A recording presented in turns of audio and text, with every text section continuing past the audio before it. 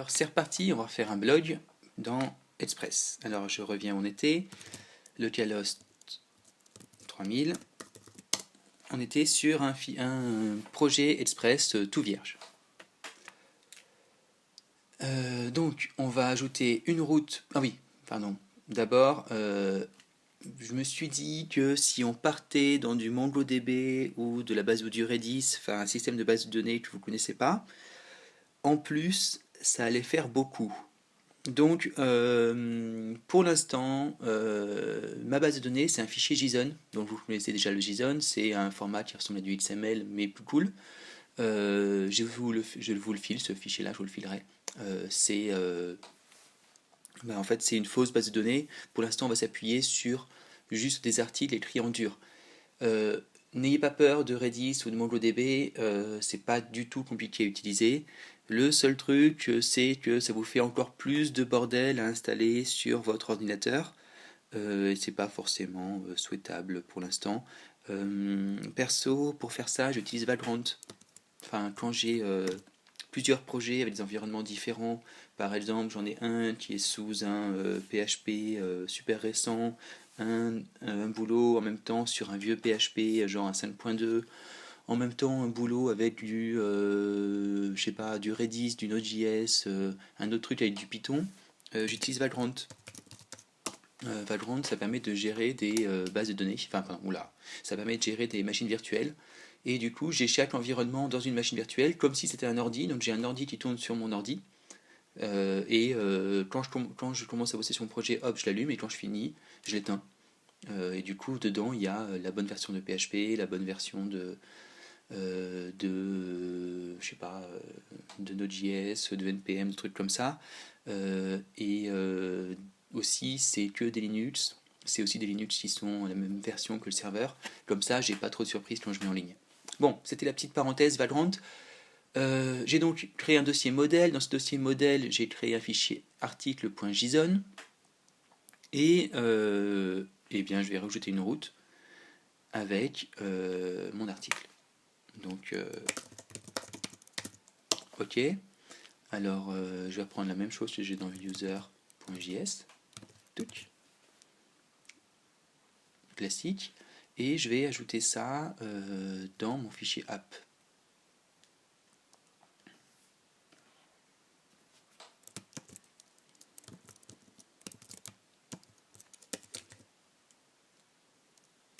Voilà. Et ici aussi.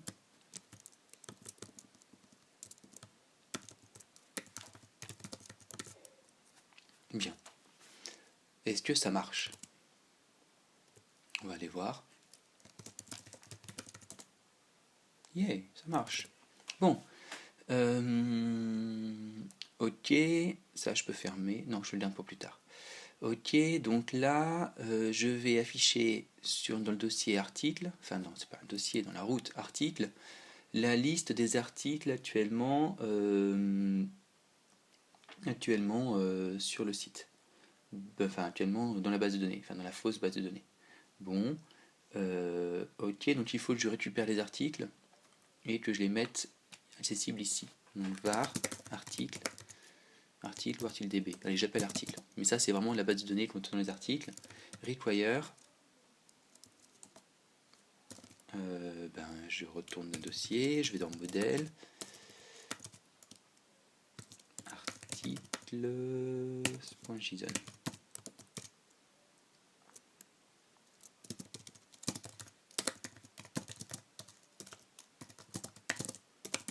Voilà.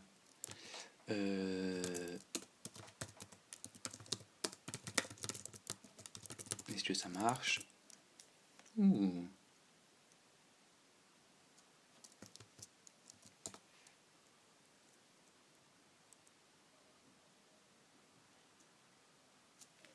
Ok, ça marche pas parce que j'ai écrit article. Yeah. Donc là, j'ai rechargé et il m'affiche dans ma console log tous mes articles. Bon, c'est cool. C'est ce que je voulais. Ok. Ensuite, lui, je vais lui faire un render d'un fichier que je vais appeler slash index, dans lequel je ne vais rien envoyer pour l'instant. Et je vais dans mes views, je crée un nouveau fichier, article.jad.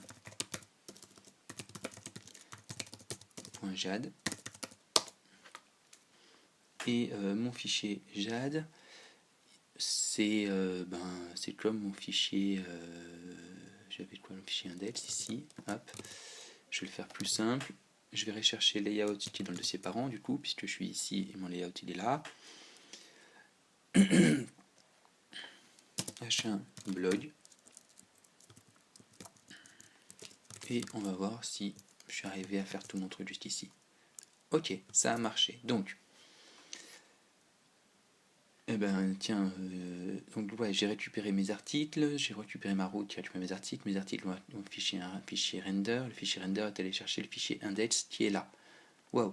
Ben écoute, je vais afficher les articles. Donc je vais créer une variable article ici qui contient les articles que j'ai récupérés dans ma base de données. Si je faisais un vrai truc, ici je récupérerais pas tous mes articles, je ferais une espèce de requête qui récupère les 10 derniers articles. Et le nombre total d'articles pour faire le petit pager là, la pagination. P égale. Ok. Objet, donc j'ai 3 articles et là il me sort 3 groupes d'objets, donc je suppose que je l'ai récupéré ici. Ouais, parce que comme des fichiers c'est du JSON et là il l'affiche en toString, le résultat est pas génialissime. Bon, alors comment est-ce qu'on fait une boucle attendez, je vais peut-être passer sous Sublime ici, ce sera plus simple, parce qu'il y a la petite couleur. Comment est-ce qu'on fait une boucle en Jade? Ben, c'est each article in articles. Voilà. Et là, dans ma boucle, attendez, je vais me mettre en tab et space. Dans ma boucle, je vais afficher les titres.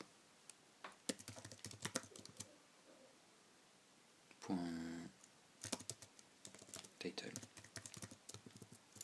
Et je les affiche dans des LI. Hop, et puis là, je mets un petit UL.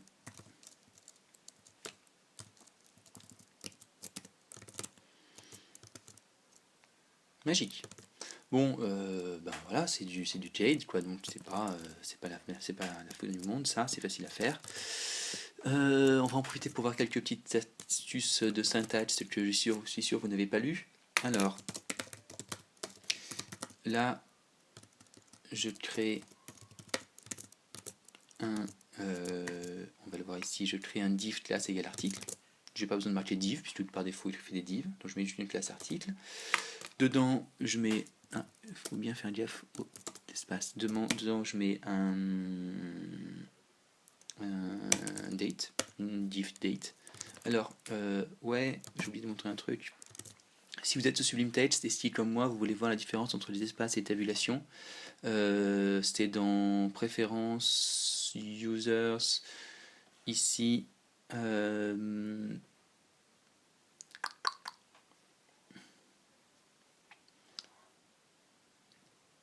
Draw white space all ici. Rajoutez ça dans vos petites préférences utilisateurs si vous êtes sur Sublime Text. Alors, il y en a que ça embête d'avoir les tabulations, les espaces qu'on voit. Quand vous faites des fichiers, quand vous êtes dans des langages où l'espacement a de la valeur, c'est-à-dire que si là je mets une tabulation où je mets 3 espaces ou 2 espaces, ça ne marchera pas.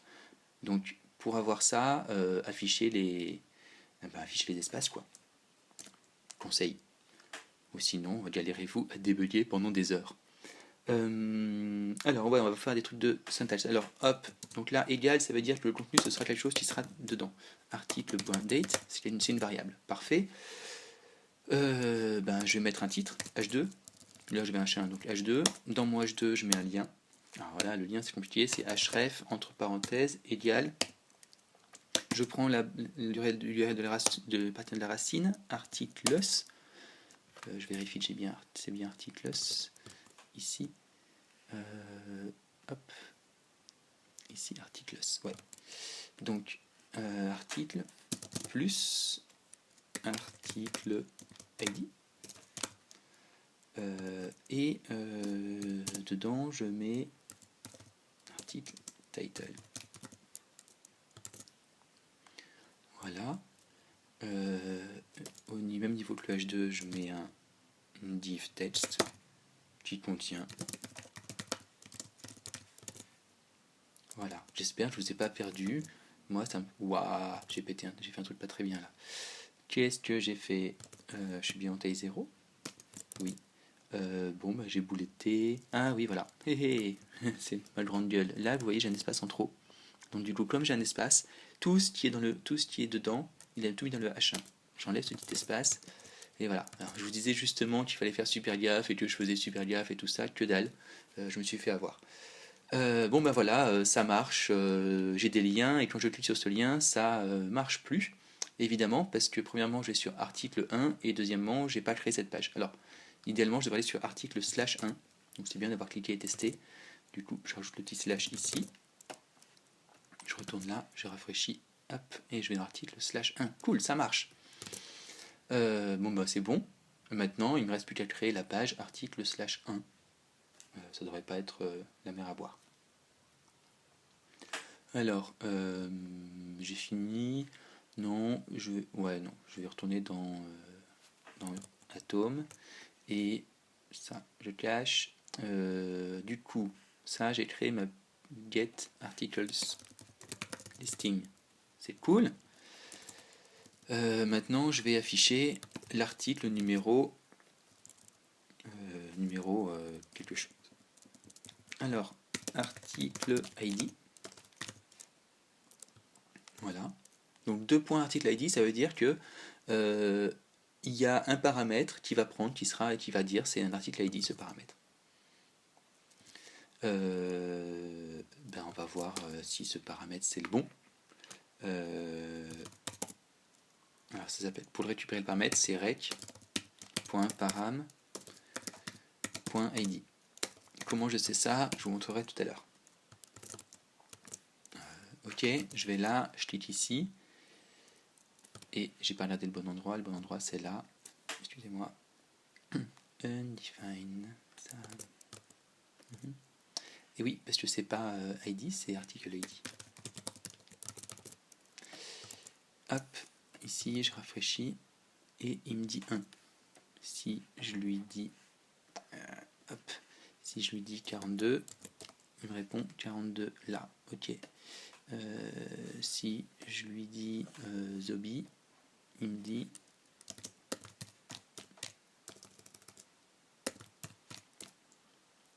Zobi. Bon, ok, donc tout ce qu'il récupère ici, c'est ce qui va passer ça en article ID. Alors forcément, si je l'envoie Zobi, il risque de pas comprendre. Mais bon, peu importe. C'est bon.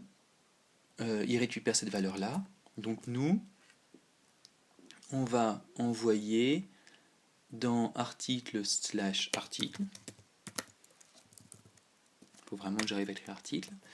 L'article numéro, article ID. Voilà. On va tester ça comme ça. C'est un bug que je suis en train de faire, mais on va dire que c'est bon pour l'instant. Roule 1. Ok, oui, évidemment, j'ai pas créé mon article. Article.jad. Je copie ça. Il faut que je n'ai pas l'habitude de les faire dans Sublime. Ok. H1 égale. Alors attendez, il y a pas de. Je vais pas mettre de S là cette fois-ci. Je vais dire que ici c'est pas article au pluriel mais c'est article au singulier parce qu'il n'y a qu'un seul article. C'est vraiment bon. Article.title. J'enlève tout ça parce que je n'ai pas besoin pour l'instant. J'enregistre et some other article 2. Some boring stuff in Latin. C'est article 3. Ah, et il n'y en a pas. Alors justement, c'est ça mon bug, c'est que si j'envoie un article qui n'existe pas, ou si j'envoie Zobi, ça ne marchera pas. Donc, pour solutionner ce petit bug là, il y a une syntaxe as on property, je crois. Alors je vais regarder sur article.as, allez, propose le point on property. Je suis pas sûr de mon coup, hein. Je crois que c'est ça, c'est écrit comme ça. If article.as on property de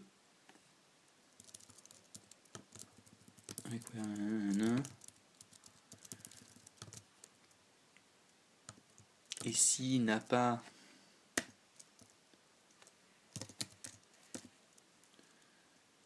ouais,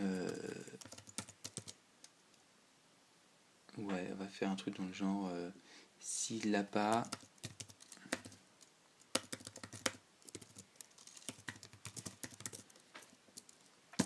il m'envoie un message d'erreur. On va voir.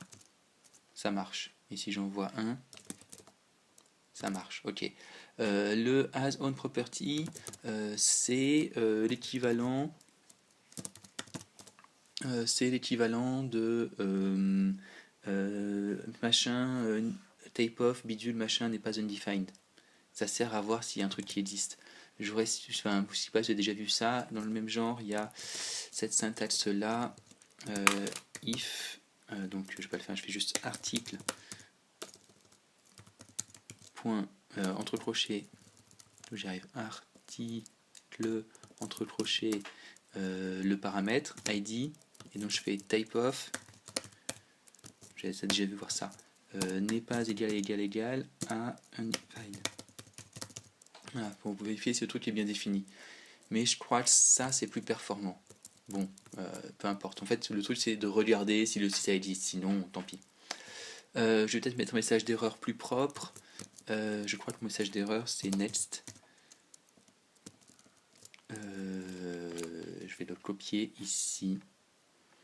Parce que là, ils ont dû faire une somme d'erreur. Erreur.status. Non. C'est là. New error not found. Voilà.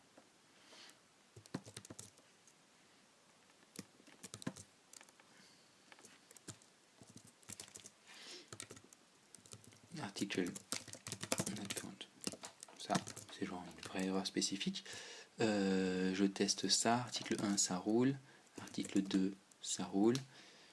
Article 3, ça roule pas. Pourquoi est-ce que le 0, le premier c'est... Ah mais non, je suis trop une brêle.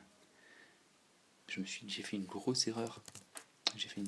Bon, je vais quand même juste vérifier ça. 88, article not found, l'erreur est bien. Par contre, j'ai fait une grosse erreur. C'est que les articles, ils sont numérotés 0, 1. Enfin non, les articles ici, ils ont déjà dit 1, 2, 3. Et un tableau JavaScript, ça commence par 0, donc ça fait 0, 1, 2. Donc c'est pour ça que j'avais une sorte de décalage bizarre. Donc, ce qu'il faut faire, c'est pas regarder s'il y a un article qui a pour numéro 0, il faut regarder s'il y a un article qui a un ID 0. Donc, c'est parti, on fait une boucle for, on regarde dans les articles, voilà, on va aller dans tous les articles.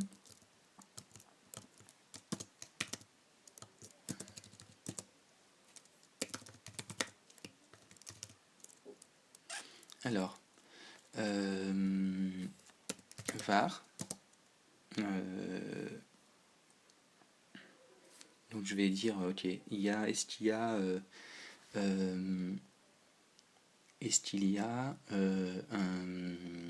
Donc voilà, je vais chercher parmi tous les articles qui ont le numéro ID, numéro d'ID.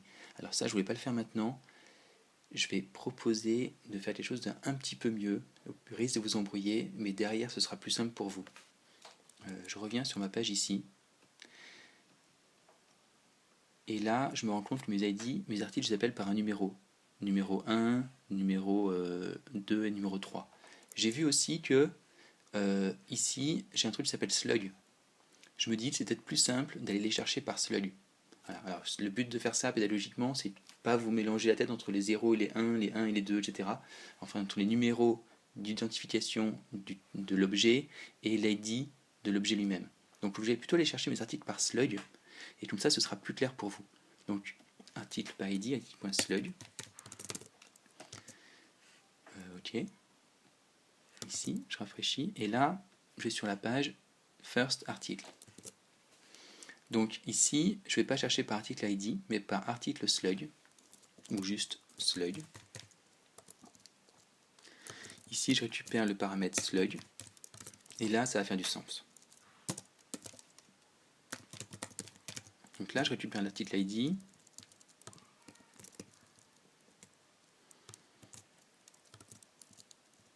Ça, je l'importe plus tard. Donc l'article ID est égal à false. Je n'ai pas d'article ID pour l'instant. Je vais aller voir dans tous les articles le slug, si il correspond à mon slug, s'il correspond à un slug que je viens juste de demander. D'accord?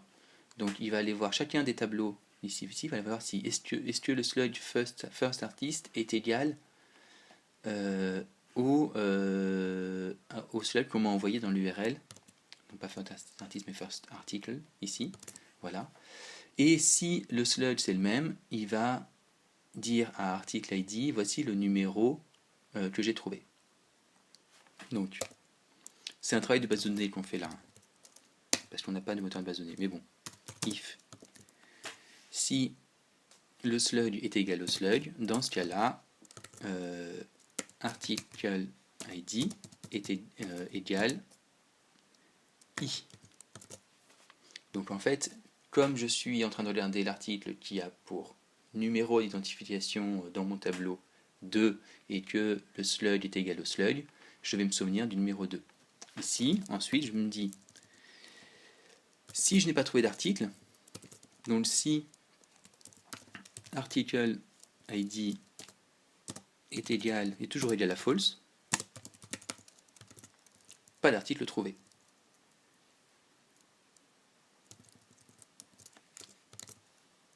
Voilà. Et sinon, je vais afficher mon article par article ID. Ici. Hop, first article, ça ne marche évidemment pas. Slug is not defined. Oui, parce que ici je fais slug. Ici j'ai dit je vais plutôt faire genre var slug égale rec.param.slug.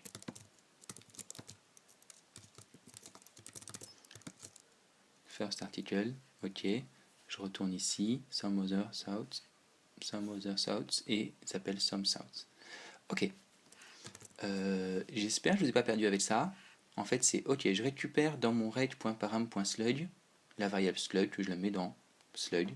Je regarde dans tous les articles qui ont le slug égal au slug que j'ai, et si j'en trouve un, je lui mets, je l'enregistre le numéro de celui que j'ai trouvé dans article ID, et après je l'affiche. Peut-être que j'aurais dû virer le ID dans l'article et garder que le slug ici. Ça aurait peut-être été plus simple. Bon, peu importe. J'espère que vous avez raccroché un peu les wagons. J'ai pas envie de me refaire toute cette vidéo pour ça. Ok. Donc là, on a récupéré l'ID, on a récupéré l'élément. Je vous ai dit comment est-ce que j'ai fait pour trouver que rec.param.slug. Ben en fait, j'ai commencé par faire console log de rec. Là, j'ai un peu chialé ma mère. On va le faire quand même. Ici. Tac. Il me l'a pas fait. Rec.param.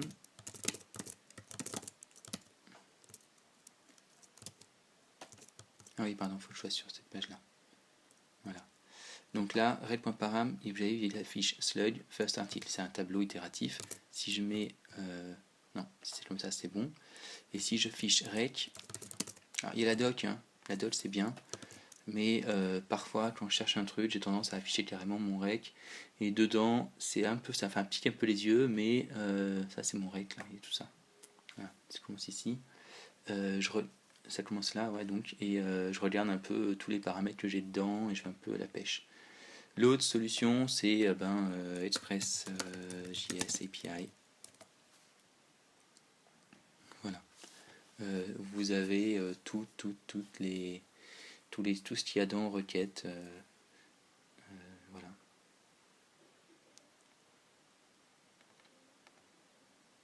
Requête.param, il est là. Voilà, vous l'avez ici.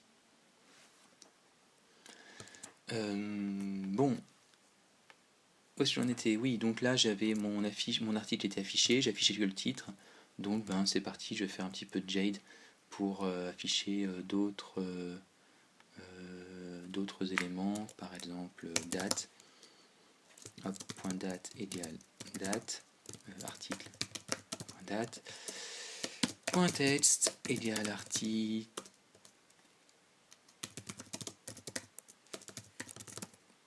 Ok, ok.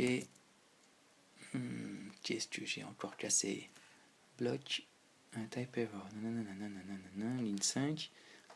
Ici, voilà ce que j'ai cassé. Voilà. Bien. Un tout petit coup de cosmétique. Hein.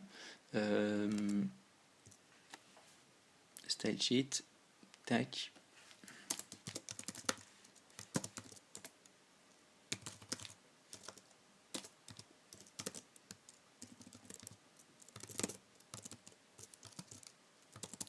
Peut-être pas assez voyant. CCC. Ok.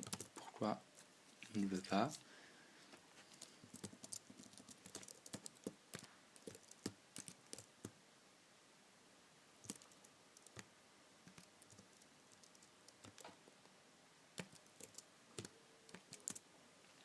C'est ça que je cherchais. Touch. Un de décimal. On va dire c'est bien.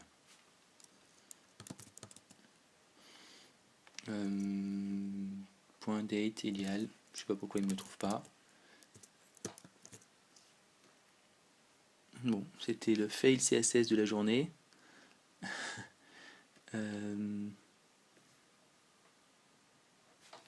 Tant pis, je ne vais pas insister. Je suis sûr que vous êtes en train de dire, mais évidemment, il a oublié ça. Putain, c'est trop la loose quand même. De pas arriver à faire m'ajouter mon CSS. Stage, c'est bon. Peut-être qu'il faut que je redémarre simplement mon serveur. Non, ok. Vous trouverez certainement mieux que moi comment je me suis débrouillé pour rater. Surtout qu'il est là. C'est pas possible. Bon. Tant pis. J'arrive pas à afficher, juste ajouter un petit bout de CSS sur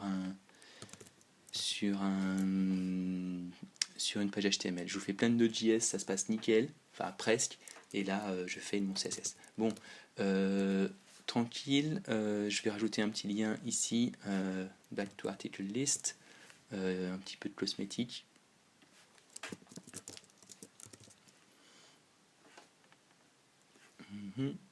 Ici, je vais dans mon article. Ah oui.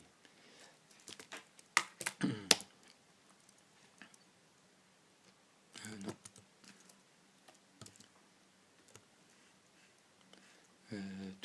Je copie ma syntaxe de lien.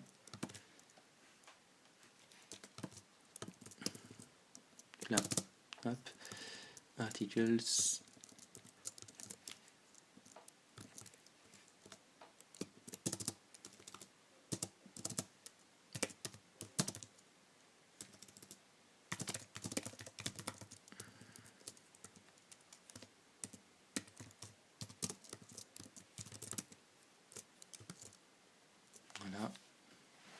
Et j'ai un premier site d'articles. J'espère que vous arriverez à refaire cet exemple-là.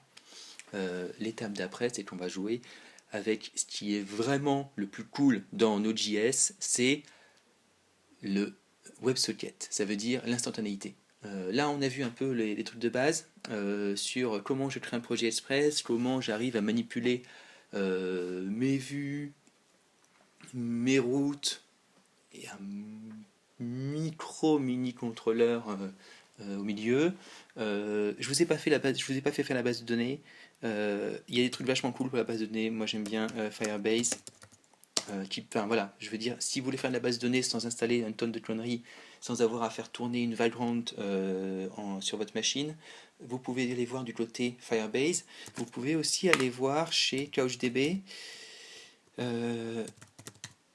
Et je crois que le service en ligne qui permet d'avoir du CouchDB juste sans avoir rien installé à partir d'un web service, je crois que c'est Couchbase ou c'est Iris Couch.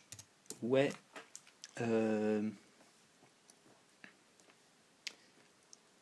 Ouais, alors je crois que c'est Iris Couch. J'espère qu'ils font encore des comptes gratuits. Moi j'avais des comptes gratuits à l'époque. C'est pas mal pour expérimenter. Ça oblige aussi à apprendre un peu CouchDB, hein, mais bon, voilà. Couchbase c'est la même chose en commercial. Alors, je crois que c'est en plus gros, mais eux ils font pas de compte gratuit, je pense pas. Ça permet donc du coup de stocker du couch, enfin de la donnée.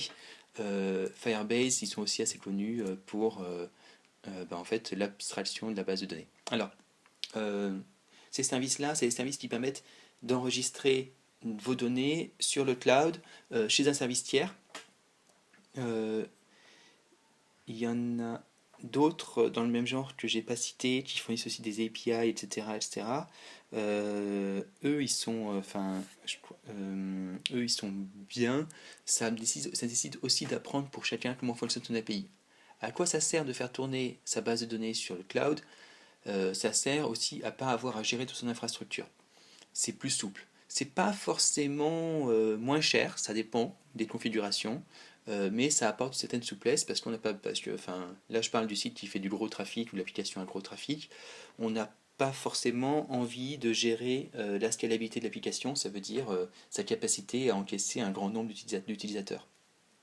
Si on passe par un service tiers, c'est eux qui s'occupent de grossir quand il faut grossir. Parfois, c'est un peu plus cher que si on fait tout soi-même, mais on n'est pas obligé de payer un mec à plein temps ou une meuf à plein temps qui va gérer la base de données, gérer les serveurs, etc. etc. J'allais voir quand même aussi MongoDB. Toc.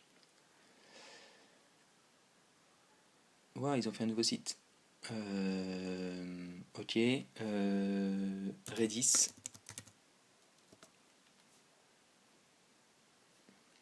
Dans le même genre. Ce sont des fournisseurs de services de base de données qui sont, enfin, des super standards que tout le monde connaît et utilise. Regardez un petit peu comment ça marche et comment on s'en sert. Installer, ça se fait. Vous pouvez aussi faire des tutoriels en ligne où vous avez des shells. Je crois qu'il est là. Voilà. Non, pas de chance. Non, vous l'avez pas là. Vous avez des shells en ligne qui permettent de carrément utiliser ces systèmes de base de données en ligne de commande. Et voilà, c'est celui-là, par exemple sur Redis. Il est un peu moche, mais il est assez bien foutu.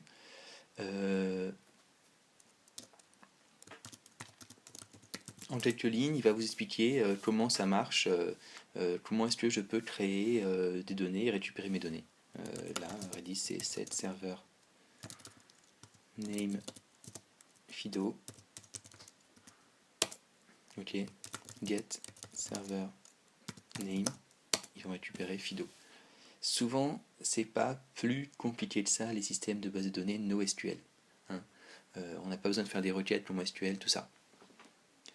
Pour nous, pour l'instant, je vais essayer de ne pas aborder ce chapitre. On mettra nos fichiers soit dans des fichiers JSON à plat en dur, soit dans la mémoire vive. Et on verra les avantages et les inconvénients que ça a. Bon, ben à bientôt pour le prochain chapitre.